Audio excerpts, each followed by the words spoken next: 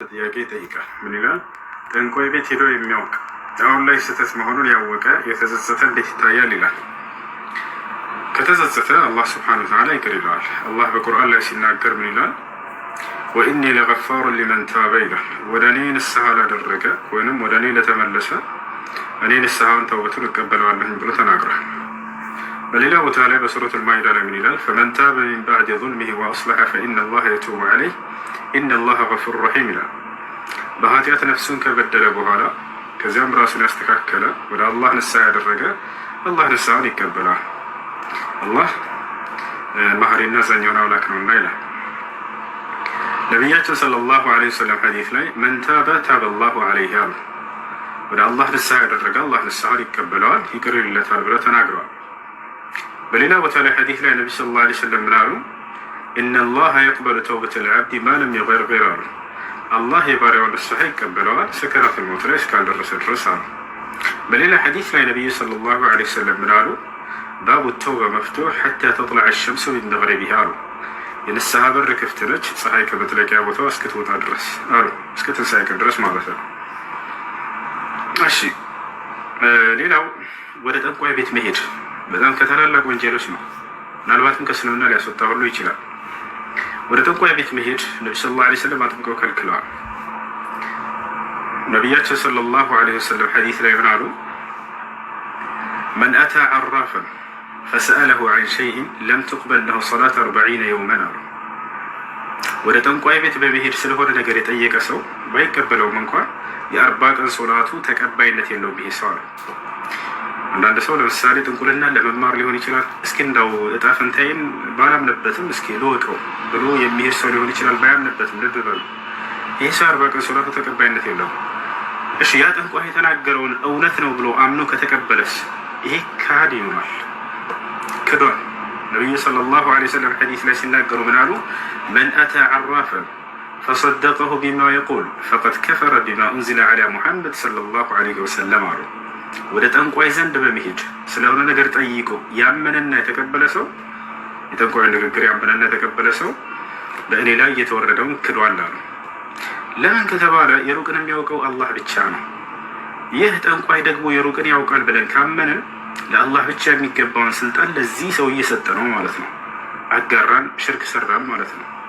ሽርክ ብሎ ማለት ተስዊየቱ ገይሪላሂ መዐላሂ ፊ ኸሳኢሲላህ፣ ለአላህ ብቻ የሚገቡ የአምልኮ ተግባራቶችን በሌላ አካል ማስተካከል ማለት ነው። ሌላኛውን አካል ከአላህ ጋር ማስተካከል። አላህ የሩቅ እንደሚያውቅ ሁሉ ድብቅ ነገር እንደሚያውቅ ሁሉ ይህም ጠንቋይ የሩቅንና ደብቅ ነገራቶችን ያውቃል። እውነት ነው የሚናገረው ካላችሁ በአላህ ላይ ማጋራት ነው። ይህ ደግሞ ክህደት ነው። ምክንያቱም የሩቅን ማወቅ የአላህ ስብሓነሁ ወተዓላ የሚለይበት ባህሪው ነው። አላህ በቁርአን ላይ ሲናገር ምን ይላል? ቁል ላ ያዕለሙ መን ፊ ሰማዋት ወልአርድ ልገይበ ኢለላህ ወማ የሽዑሩነ አያነ ዩብዓሱን ይላል። ሙሐመድ ሆይ በሰማያትና በምድር ያለን ድብቅ ነገር የሩቅን ነገር ከአላህ በስተቀር ሌላ ማንም የሚያውቅ የለም በላቸው፣ መቼ እንደሚቀሰቀስ እንኳን አያውቁም እያለ ይናገራል። በሌላ ቦታ ላይ አላህ ሲናገር ምን ይላል? ስለ ሩቅ እውቀት ዓሊሙ ልገይቢ ፈላ ዩዝሂሩ ዐላ ገይቢሂ አሐዳ ኢላ መን ኢርተዳ ሚን ረሱል ፈኢነሁ የስሉኩ ሚን በይኒ የደይሂ ወሚን ኸልፊሂ ረሱዳ ይላል።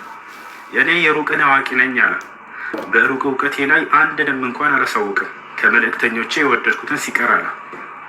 ነቢያቶች የነቢይነታቸው ማረጋገጫ ይሆን ዘንድ የሩቅን እውቀት ያሳውቃቸዋል። ትንቢትን ይናገራሉ። የሩቅን እውቀት ወደፊት እንዲህ ይከሰታል እያሉ ይናገራሉ። ታሻለ አይደለ? ያን አላህ ሱብሓነሁ ወተዓላ ያሳውቃቸዋል የነቢይነታቸው ማረጋገጫ ይሆን ዘንድ። ከዚያ ውጭ ግን አንድ አካል ተነስቶ እኔ የሩቅን አውቃለሁ ብሎ ቢናገር ይሄ ስህተት ነው። ስለዚህ ከዚህ ከስራው አንድ ሰው ከተወበተ ከተጸጸተ አላህ ሱብሓነሁ ወተዓላ ይቅር ይለዋል።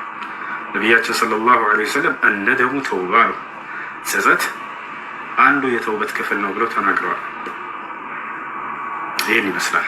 ተውበት ትክክለኛ ተውበት ይሆን ዘንድ 3 መስፈርቶች መሟላት አለባቸው። የመጨረሻ ከነዚህ ከ3ቱ አንዱ ከተጓደለ ተውበቱ ትክክል አይደለም።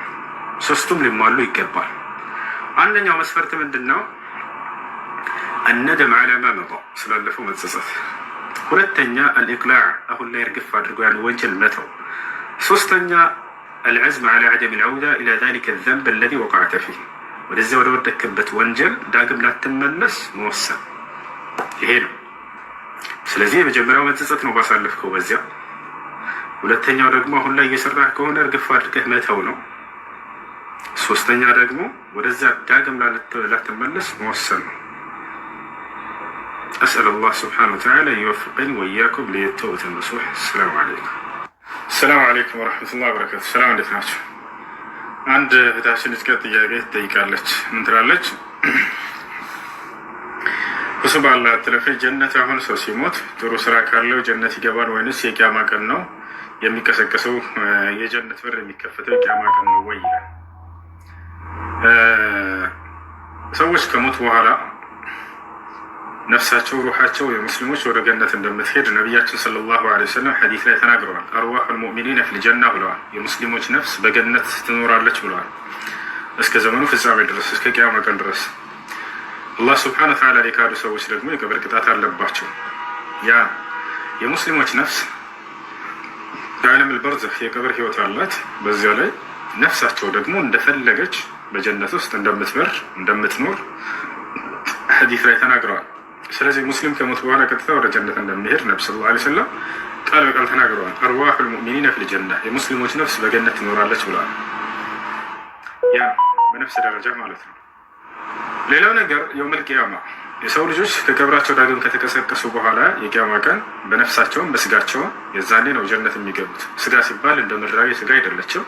የምትደክም የምትሞት የምትሰነፍ የሚተኛ የሚያንቀላፋ እንዲህ አይነት ስጋ አይደለም። ልዩ የሆነ ኃይል የተሰጠው የሆነ ማንነት ይኖራቸዋል ሙስሊሞች። የዛኔ ወደ ጀነት የዛኔ ይገባሉ። በበርሷል በስጋቸውም በነፍሳቸውም በመንፈሳቸውም ማለት ነው። ያ የዛኔ ነቢያችን ሰለላሁ ዐለይሂ ወሰለም የጀነትን በር የሚያስከፍቱት እርሳቸው እንደሆነ ሐዲስ ላይ ተናግረዋል። አቲ ኢላ ባቢል ጀነት የውመል ቂያመቲ ፈአስተፍቲህ አሉ። የትንሣኤ ቀን ወደ ገነት በር እሄዳለሁኝ አስከፍታታለሁም ይላሉ። የዛኔ ሰዎች በስጋቸውም በነፍሳቸውም የሚገቡበት ጊዜ ነው ማለት ነው። የመጀመሪያው ጀነት ገቢ ራሳቸው ነው ተናግረዋል ሐዲስ ላይ አና አወሉ መን የድኹሉል ጀነ የውመል ቂያማ አሉ። የትንሣኤ ቀን መጀመሪያ ገነት የሚገባው እኔ ነኝ ብለው ተናግረዋል። ከዚያ ቀጥሎ ማን ነው ከተባለ ትውልዶቻቸው ናቸው። ሐዲስ ላይ እንደተናገሩት ነብዩ ሰለላሁ ዐለይሂ ወሰለም ነሕኑል አኺሩነ አሳቢቁን አሉ። እኛ ወደዚች ዓለም በመምጣት የመጀመሪያዎቹ ነን፣ በቀጣዩ ዓለም ወደ ጀነት የመግባት የመጀመሪያዎቹ ነን አሉ። ምን ማለት ነው? እኛ ኋለኞቹና ፊተኞቹ ነን አሉ። ኋለኞቹና ፊተኞቹ ነን። ኋለኞቹ ማለት ወደዚህ ዓለም ከኋላ በመምጣት ነን እኛ። በቀጣዩ ዓለም ደግሞ ወደ ጀነት የመግባት የመጀመሪያዎቹ ጀነት ገቢዎች ነን ማለት ነው። አላህ ለዚህ ያፍቀን። ይሄን ይመስላል እና በነፍስ ጀነት መግባት ከሆነ ከሞት በኋላ ወዲያው ቀጥታ ሙስሊሞች በነፍሳቸው ጀነት ይኖራሉ። በስጋም በመንፈስም ከሆነ ደግሞ ነገ የውመል ቂያማ ሰዎች